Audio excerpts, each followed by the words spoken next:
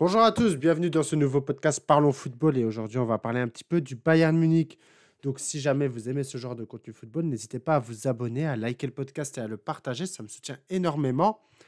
Et concernant le Bayern Munich, déjà je pense que c'est un des grands clubs qui est le moins médiatisé cette saison.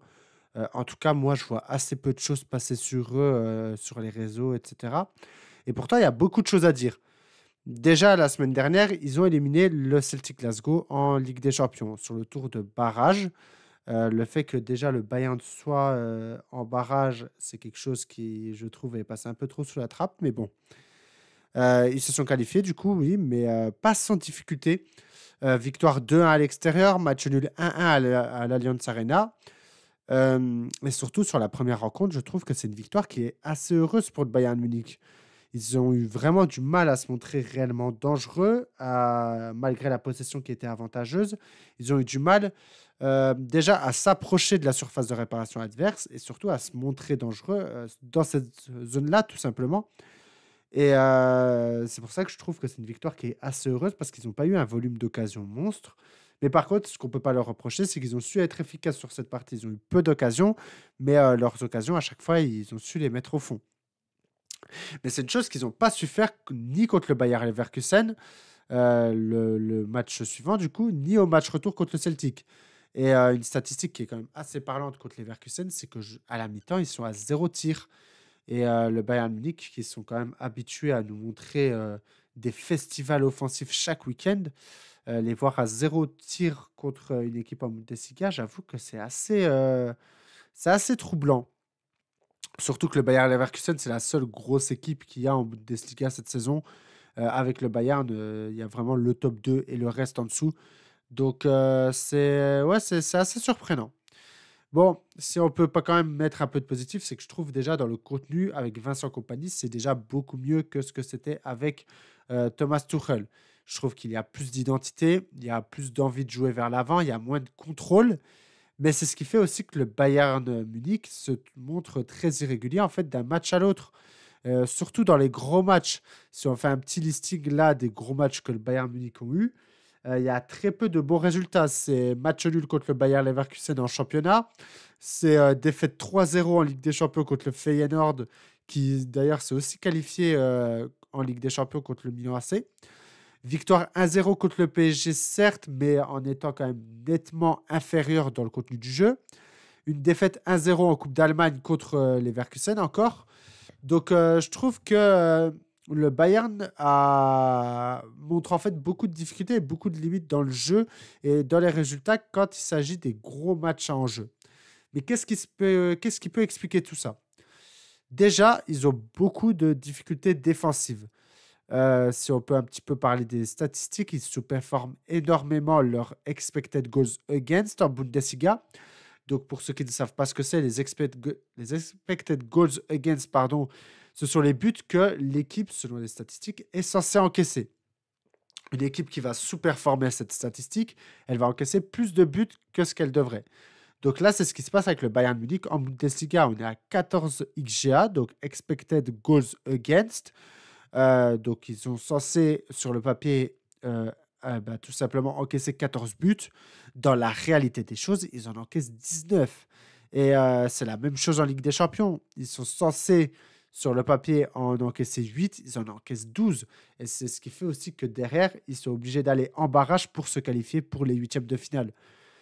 Et ce gros problème défensif, il est lié surtout à l'avalanche de blessures que subissent les Bavarois. Que ce soit Neuer, bon, Ito, qui était une nouvelle recrue qui n'a pas encore joué, Stanisic qui a très peu joué, Boe qui s'est blessé, Pavlovic et Palinha au milieu de terrain qui se sont blessés et qui ont plus une vocation défensive. Donc en fait, quand on fait un petit peu la macro de tout ça, on voit que le gros point faible du Bayern Munich, c'est la défense. Surtout quand leurs titulaires, ou en tout cas les joueurs qui sont censés être titulaires à ce poste, ne sont pas là. Donc, parce que voilà, si on reprend un petit peu la liste des joueurs qui se sont blessés, Neuer, même si c'était pas beaucoup de matchs, 3, il me semble, c'est quand même 3 de. Je crois qu'il ne gagne pas d'ailleurs, le Bayern. Stanisic, sur le papier, vu la saison qu'il fait à Leverkusen l'année dernière, il est censé en tout cas jouer un rôle important. Boé, il était promu pour être le titulaire à droite. Pavlovic Palinha, ça aurait dû être le milieu de terrain. Voilà, peut-être la rivalité, la concurrence pour accompagner Kimmich. Donc, ils ont tous raté en fait au moins plus ou moins de matchs cette saison et ils ont tous un rôle défensif. Au mercato d'hiver, on a vu qu'il n'y avait eu aucune recrue défensive et donc la qualité de la profondeur du banc n'a pas été renforcée non plus. Et je pense que ça pourrait être une erreur parce que pour peu qu'il y ait encore des blessés sur la fin de saison, et ben ça peut être tout simplement dramatique ce qui se passe derrière, quoi. Après, pour un petit peu les décharger, c'est vrai que quand on regarde actuellement sur le marché, il n'y a pas énormément de défenseurs de très haut niveau, ni de milieu défensif disponibles sur le marché. La plupart, ils sont en contrat, ils sont bien installés dans les clubs quand on parle de top niveau, c'est-à-dire de top joueurs. Donc c'est vrai que c'était compliqué d'aller en dénicher un. Après, je crois que j'ai pas vu non plus de rumeurs, donc je suis même pas sûr qu'ils aient tenté d'en dénicher un. Après, je pense que cette faiblesse, elle est peut-être aussi un peu liée à Vincent Kompany parce que c'est sa toute première saison chez les Bavarois. Et je trouve il a mis du temps à trouver un système défensif au point. Les premiers matchs du Bayern, le Bayern a encaissé beaucoup de buts, notamment parce que Kompany était battu tactiquement par les adversaires. Au niveau défensif, là, il a su rectifier le tir, mais au moment où il a rectifié le tir, bah, il a eu cette avalanche de blessures. Donc, c'est sûr que c'est pas de chance, hein, c'est le moindre qu'on puisse dire. En fait, ensuite, si on parle offensivement, bah, le Bayern, ils sont tributaires d'un homme, comme l'année dernière, c'est Harry Kane. Et bah, il y a un réel manque de tranchant lorsqu'il n'est pas là. Déjà, ils n'avaient pas de réel remplaçant. Le joueur qui faisait office de remplaçant, c'était Matistel. Là, sur ce mercato, ils perdent Matistel qui part au Bayern Munich, qui part pardon, à Tottenham. Donc, en fait, actuellement, sur l'effectif du Bayern Munich, il n'y a plus aucun neuf pour suppléer Harry Kane. Et Harry Kane, en plus, est blessé. Donc, je pense que ça aurait valu le coup d'aller chercher un joueur, même pas forcément un top joueur, mais un joueur qui est capable de remplir ce rôle qu'avait Harry Kane, ou au moins de rôle un petit peu de playmaker. Sachant que bon, il y a très peu de neufs qui ont ce profil-là, et encore moins sur le marché. Mais je pense encore une fois qu'il y avait moyen d'aller chercher un joueur comme ça. Le Bayern a décidé de faire aucune recrue sur ce mercato hivernal, si je ne dis pas de bêtises. Donc là, actuellement, avec les blessés en défense, avec Harry Kane de blessé, j'ai un peu peur de la fin de saison. En plus, ou surtout le pire, c'est que dans l'effectif, ils ont des très bons ailiers, en fait, le Bayern Munich.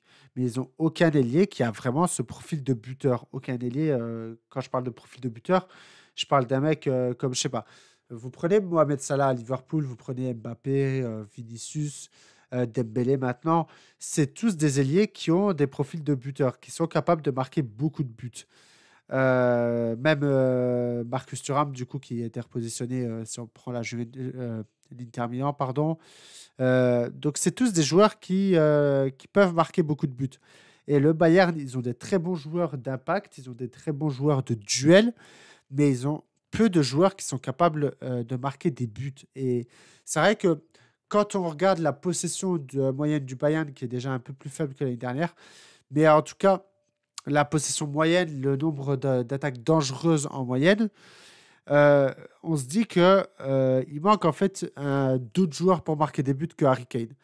Et Harry Kane, il commence un petit peu à vieillir, mine de rien. Donc, c'est vrai que s'il commence à se blesser, qu'il peine à retrouver son meilleur niveau, bah, ça peut être un peu difficile derrière d'aller chercher ces points ou ce but qui peut te permettre de gagner un match, en fait, tout simplement, d'avoir des joueurs clutch. Je trouve que le Bayern Munich manque de joueurs vraiment clutch à part Harry Kane. Et, euh, et là-dessus, bah, je pense que le mercato d'été, il va falloir sortir un peu le chéquier pour trouver au moins un top joueur en attaque pour suppléer Harry Kane, ou même pour le compléter. Si on se projette un peu sur la fin de saison, pour le championnat, ils sont très bien partis pour le remporter, surtout qu'ils infligent toujours des gros scores aux petites équipes, entre guillemets.